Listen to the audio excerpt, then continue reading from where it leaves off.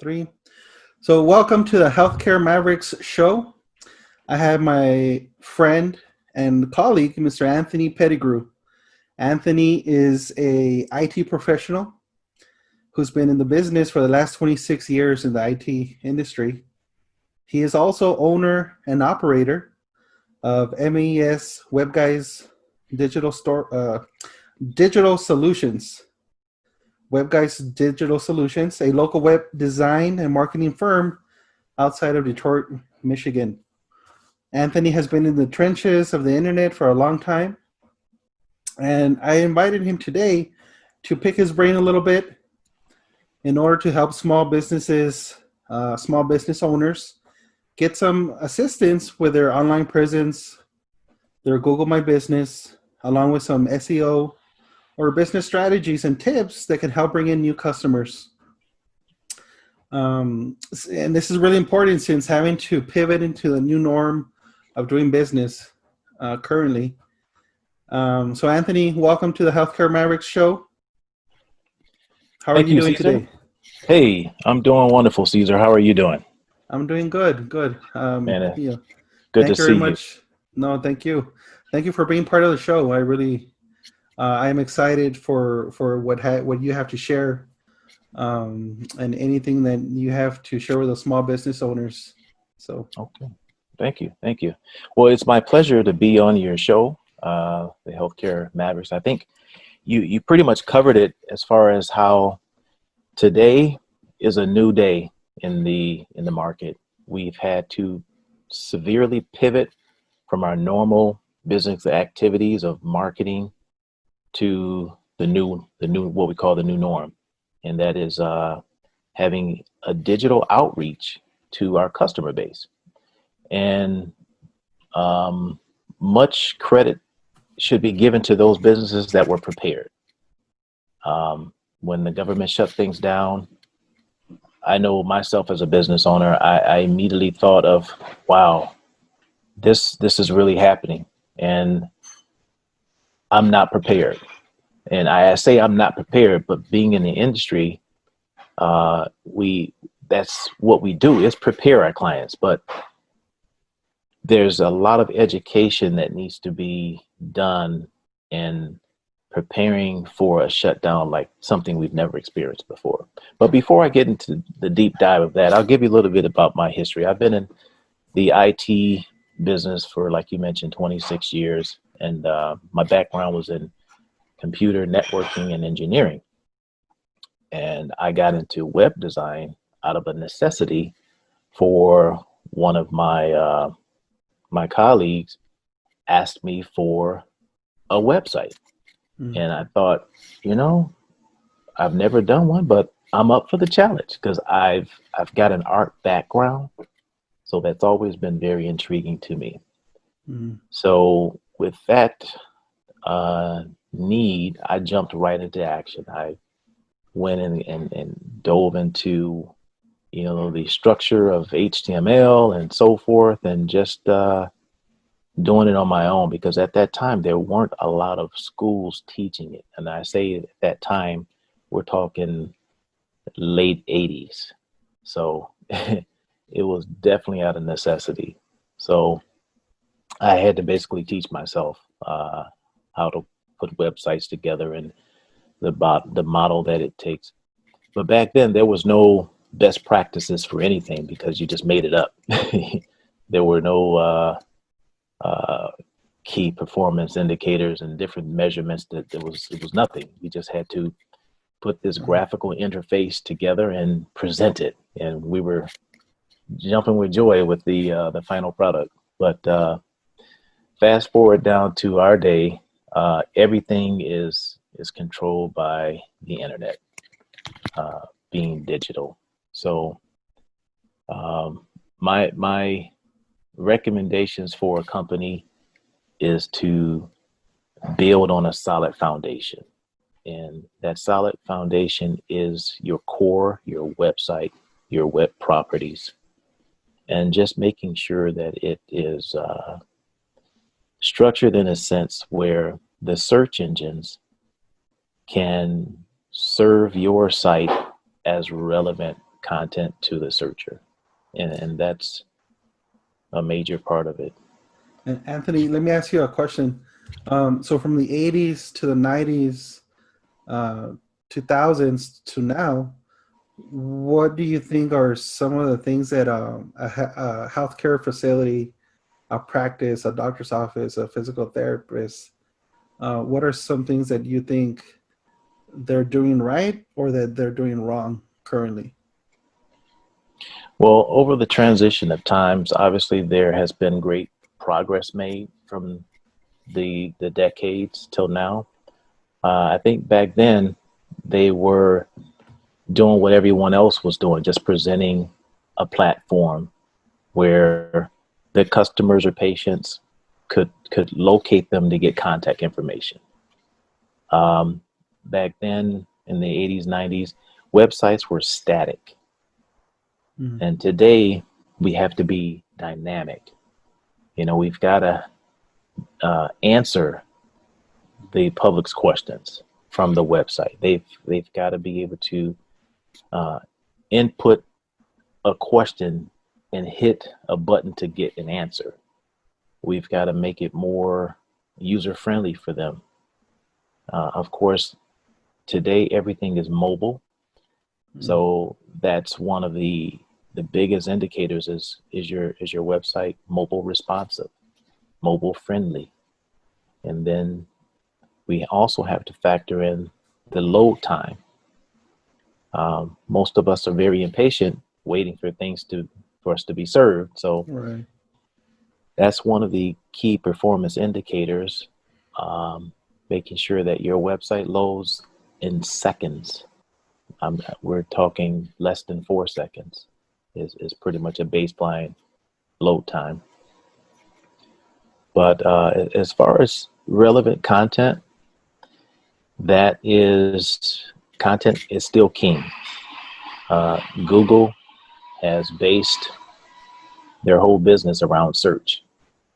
So as content curators, content developers, we've got to make sure that the content in there is relevant to what the searcher is looking for.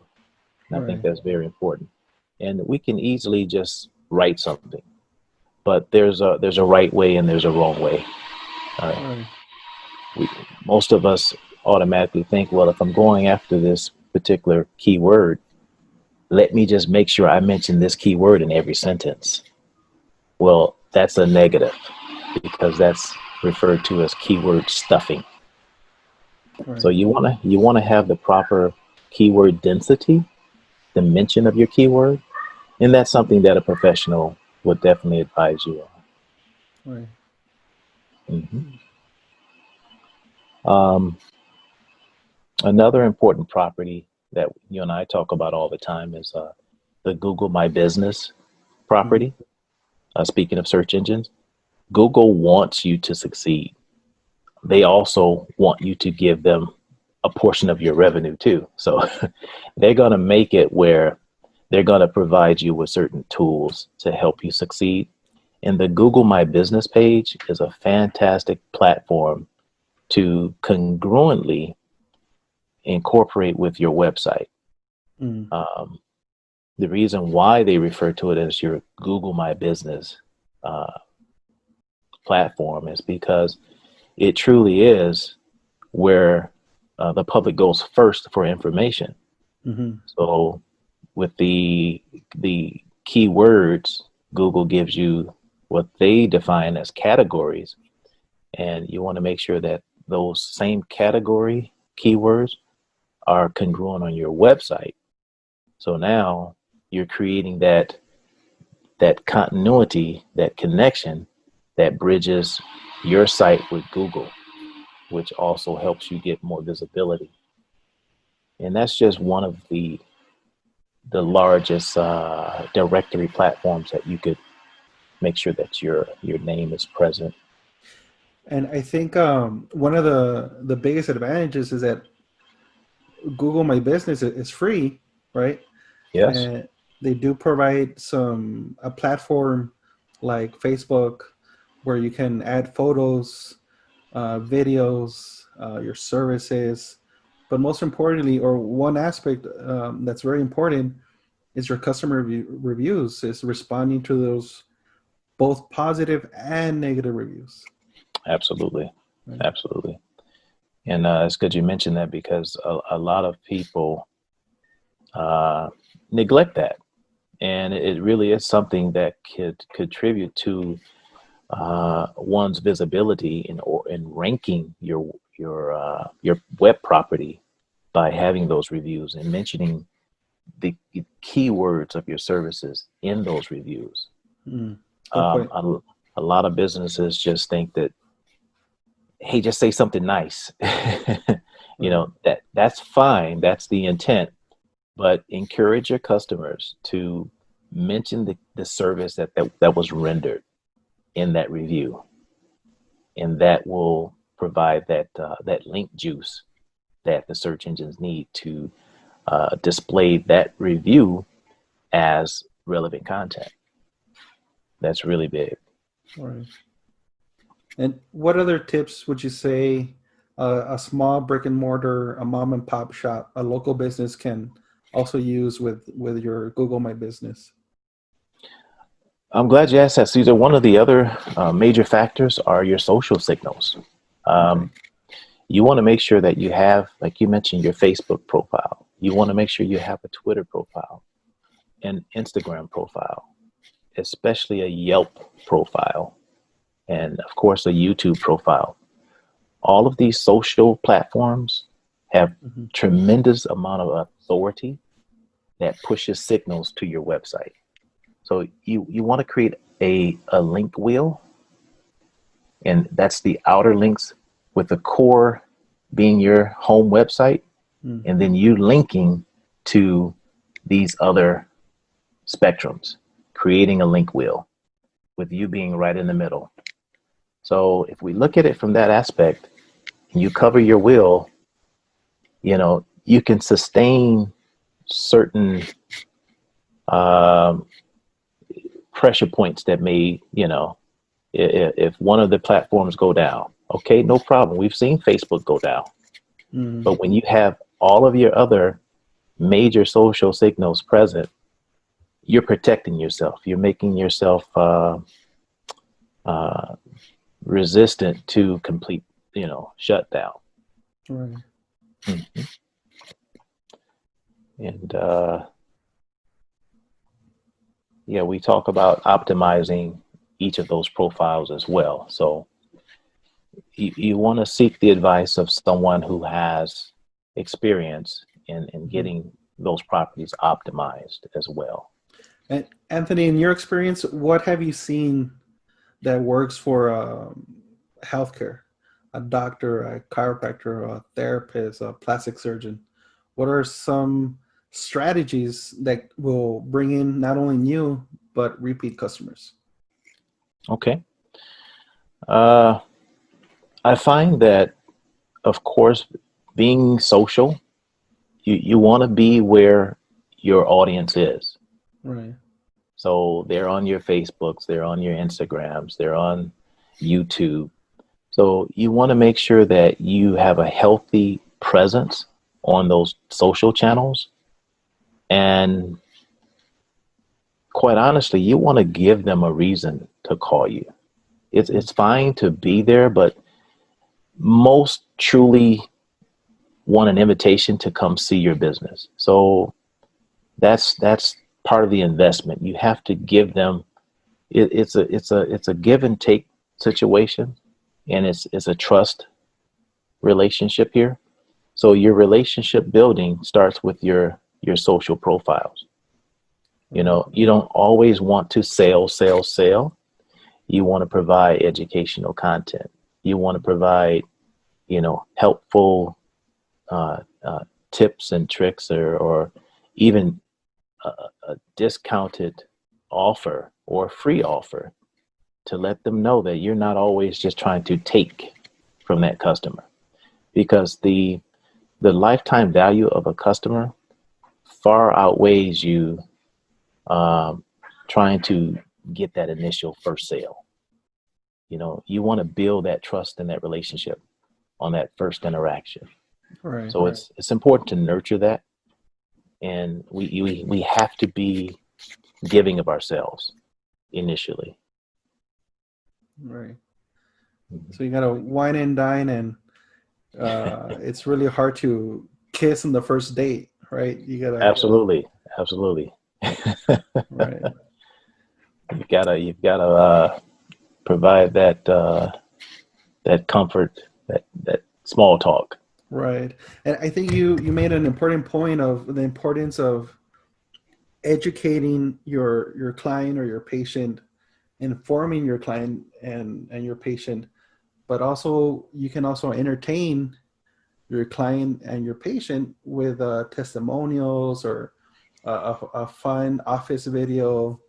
Um, One of the providers can do a video interview, something short and Mhm. sweet, just to educate and inform, Right, and just right. so you could show, hey, I'm a real person too. That way it makes you a little more relatable online. So Absolutely. that was a Yeah, good point. yeah. That's really important. We're all people. We Right. all have, you know, our wants and needs, but socially, you just want to make that connection with someone, because Right. your first impressions are, as they say, last impression. So we want to make sure that we're creating that, and we do that with our digital footprint. That's Mm-hmm. our first impression. You know, you want to be consistent across all your platforms with the same. When you see someone over and over and they're the same person, you expect that. Mm. You expect to have this particular comfort with someone. It's their character. So we have to build that that digital reputation of being a certain kind of way. That way, we build a customer base Mm-hmm. based on loyalty. Right. That's a great point. Great point.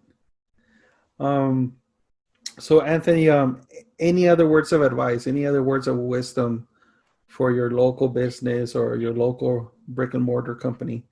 Tell us some of the things that you're working on and what you've learned recently.